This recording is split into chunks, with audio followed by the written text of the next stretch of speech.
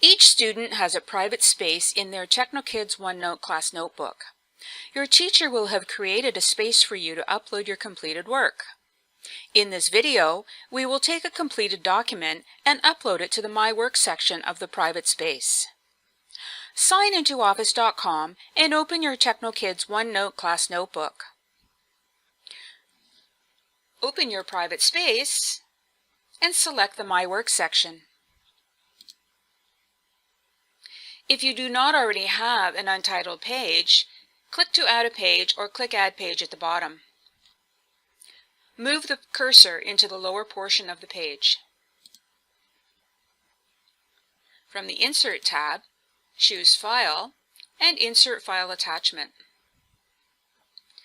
Browse to the area of your completed file, select the file, and click Open.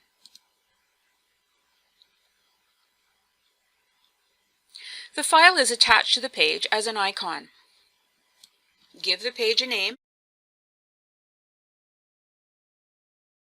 Your teacher can now identify the page to view and grade the file.